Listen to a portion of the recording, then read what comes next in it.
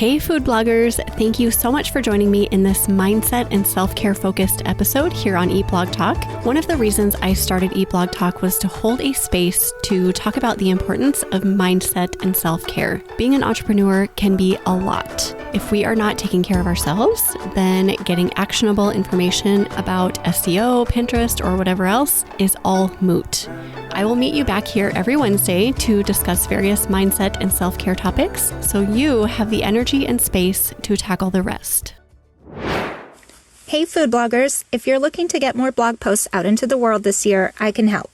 I'm Jen and I work behind the scenes as a ghostwriter for food bloggers so you're able to put all of your beautiful recipes out into the world. I optimize all posts in RankIQ, and you'll get great, helpful SEO-optimized content without any useless filler, and that's written for humans to read. Whether you need to update old posts or create new ones, I'm your person. If you're interested in more information, you can go to foodblogwriting.com and see a list of packages, frequently asked questions, and a link to get started. Again, that's foodblogwriting.com. That will direct you to a landing page with all the information. I hope to hear from you soon. Food bloggers, hello. How is it going this week? I hope you're having an amazing week. Thank you for joining me in this episode. Today, we're going to talk about 5 steps to dealing with feeling like an entrepreneurial loser. This episode and this topic both resonate so very deeply with me. I have felt like a loser so many times in the 14 years I've been an entrepreneur.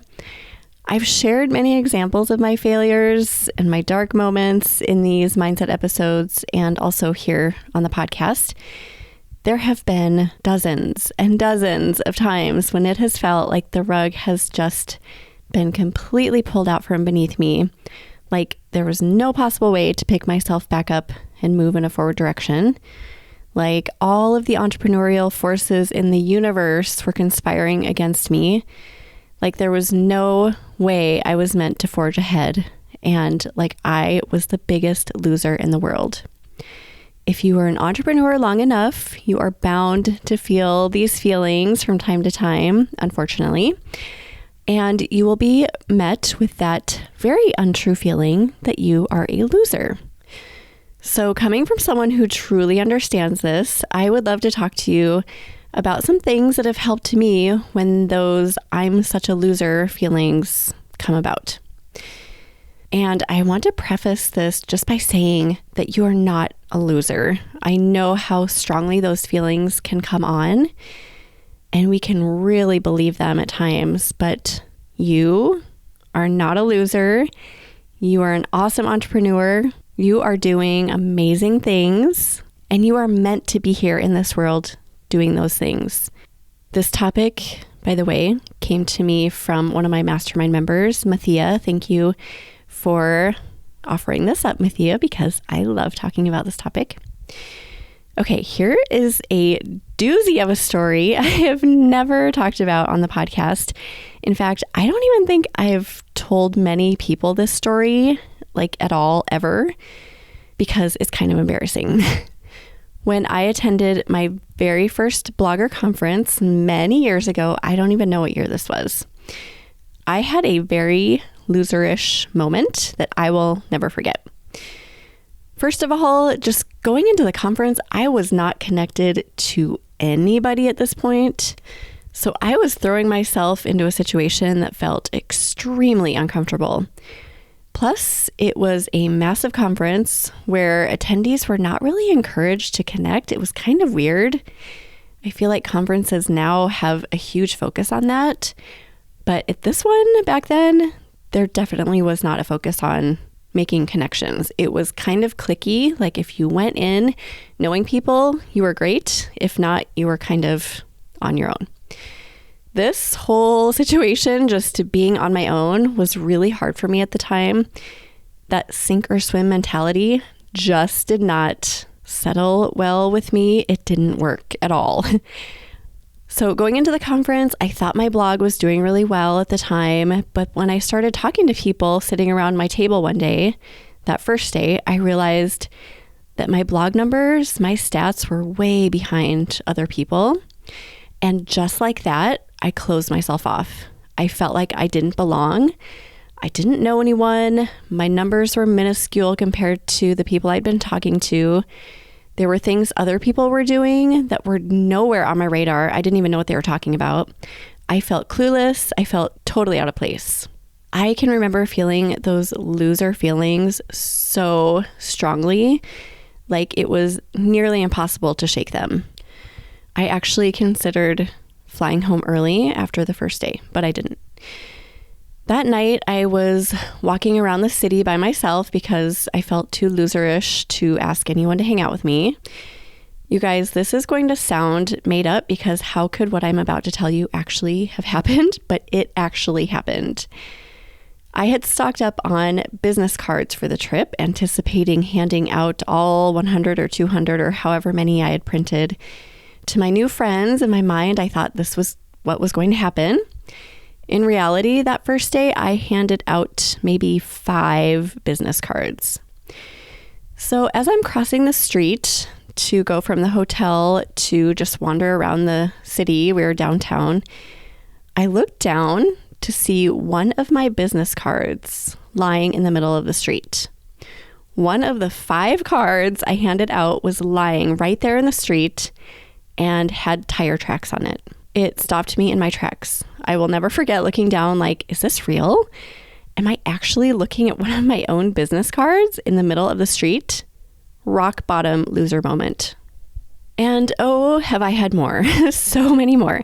Like when I lost 85 to 90% of my blog traffic overnight in 2018, or when I got kicked out of a big food blogger Facebook group. Felt like a huge loser then. Or the time I spent upward of 6 months creating a course that 2 people purchased. Or that other time when I spent an entire winter creating an ebook that my mom and my mother-in-law purchased.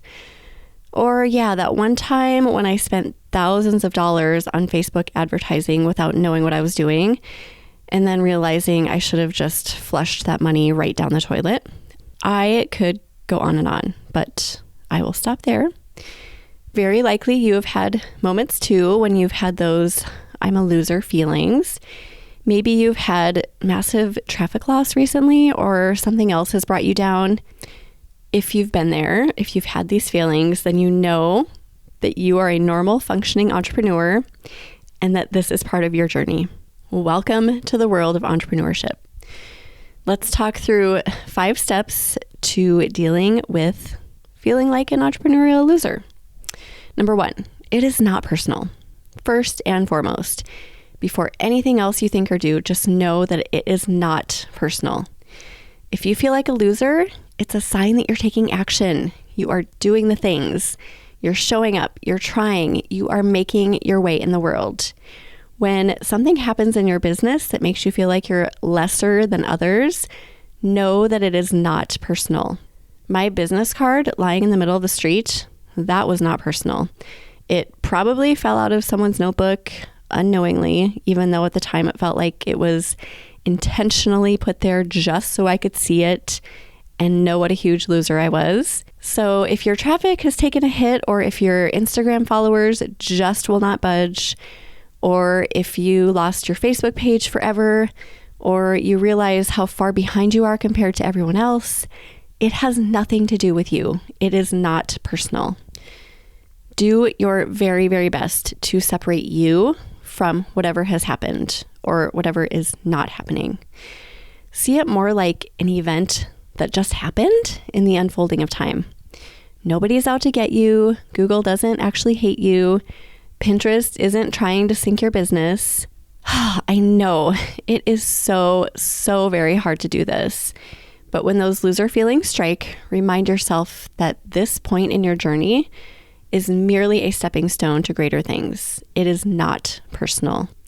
Number 2, take responsibility. Even when it feels like the whole world is conspiring against you and you just feel like the biggest loser, there's usually something you could have done better or that you can do better in the future. Find what that is and own it. With my conference situation where I felt like the biggest loser in the universe, there are definitely a lot of things I could have done so much better in retrospect. It took me a long time to learn what these things were because I was so caught up in feeling sorry for myself and throwing a huge pity party. You don't have to have such a long learning curve. Ask yourself, what could I have done differently? Or what can I do differently in the future to avoid this happening again?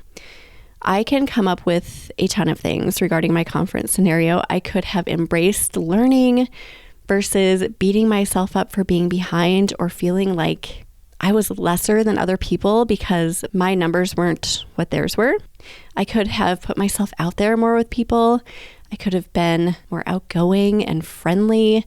I shied away from everyone at that conference. It was all on me. I could have been more interested in other people, just in their personal lives or in their businesses, and asked them questions, which I did not do. I, again, was so into me and myself and my little pity party that I didn't put myself out there. That is all on me. If you got hit by the HCU at some point over the past year, sit down and really evaluate. What can I do differently moving forward so this does not happen again? Maybe you could diversify your traffic sources. You could lean into Pinterest or Facebook.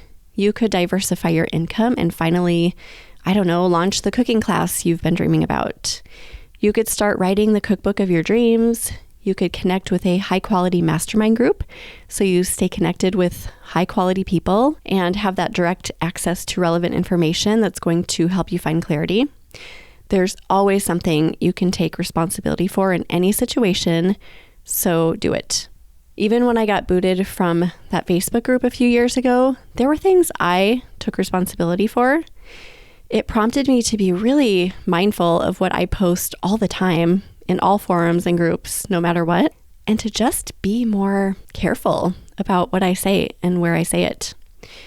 I think when we blame others, whether it's a human or a platform or something else, it's really easy to fall into negativity. And this creates this kind of loop where more icky things keep circling back to find you. But if you can take responsibility for what happened, that is where real positive change can take place. Number 3, connect with peers. Back when I felt like the number one loser of the world after that conference, everything would have been different if I had had a trusted circle of peers to talk to. Needless to say, I did not have this. This is one of the main reasons it is so important to get connected with other food bloggers and other entrepreneurs who get what you do and why you do what you do. When things go south and you feel like you should be crown loser of the food blogging world, these trusted peers are going to tell you that it is normal to feel this way and that it means you are a true entrepreneur. They will talk you off the ledge. They'll provide you with support and advice about how to move forward. Speaking from experience here, it is a very long journey out of the darkness when you do not have peers to help pull you out. Some places to look for peers if you are seeking support in this area: Facebook groups or Instagram. Reach out to the people who you feel connected with. This is how I met a lot of my close food blogging friends years ago. You can also ask people to join a mastermind group with you or join one that somebody else has started. Attend retreats, conferences, summits, etc. as much as possible, as much as your budget allows and your calendar. This one is huge for connecting with peers. And remember not to make the same mistake I did by attending a retreat or conference, but not actually talking to people. You can also join the Eat Blog Talk accountability group. This is a really good low-cost place to start. Please just get started with something. Put yourself out there, meet some peers who will support you in times of need and who you can offer support to in return. Number 4, make a list of your accomplishments. This is kind of a quick fix that can pull you out of feeling like a loser in just a few minutes. I actually think all entrepreneurs should do this, and probably weekly at minimum, maybe even more. Write down all of the things you have accomplished in your business in the past year. Let the words flow onto the paper. Do not skip a thing. And this really is one of those exercises where you just need to get started and trust the process. So pull out a piece of paper, pull out a blank Word doc, and just start. It might look something like this: 50 blog posts published in the past year, made it through a photography course, doubled Pinterest traffic, created a new freebie for my ebook, connected with someone on a Zoom call, signed up for an in-person retreat, learned how to do keyword research, started publishing 3 times a week on Instagram, got a positive comment on a Facebook post, hired a writer, and on and on and on. It doesn't matter how small or insignificant something seems, just get everything out and acknowledge every single accomplishment on your list. When you have a bunch of awesome stuff staring back at you, it makes it really hard to feel like a loser. Number 5, one step at a time towards your goals. Keeping in mind what I said earlier about setbacks being a given part of your journey, know that your travels to success will not be a straight line. After it's all said and done, you will look back over the timeline of your entrepreneurial journey and you will see ups, you'll see downs, sometimes more downs than ups, but over time, you'll have made progress because you didn't give up. Don't let the setbacks hold you back. Keep moving forward one step at a time toward your goals and toward your dreams. Action is the antidote to feeling like a loser. When you refuse to stop moving forward, good things are bound to happen, providing you with that confidence, increased knowledge and skills, and connections and support. Getting punched down from time to time is a given, so accept this, embrace this. Feeling like a loser, unfortunately, is also a given from time to time on your timeline. Get back up, pick yourself back up, and keep moving forward. That is all I have for you. Let's conclude and recap. In this episode, we talked about 5 practical ways to help entrepreneurs overcome those inevitable moments when they feel like a loser. We start by acknowledging that setbacks are a normal part of the journey and knowing that nothing is personal. Every entrepreneur faces failures at some point and has those loserish moments. By taking responsibility, connecting with peers, recognizing accomplishments, and continuing to move forward, entrepreneurs can navigate these times and come out stronger in the end. Remember, feeling like a loser does not define you as a human or an entrepreneur. It really matters how you respond to these feelings that will determine your success. So keep moving forward one step at a time. You've got this. Thank you so much for listening, food bloggers. I will see you next week. Thank you so much for listening to this mindset and self-care episode here on Eat Blog Talk. If you are a food blogger providing a service for other food bloggers and you want to spread the word about the value that you offer, I would love to offer you a free way to do just this. Send me a 60-second audio clip to be featured in a mindset and self-care episode here on Eat Blog Talk in 2024. Go to eatblogtalk.com/audio clip to learn more.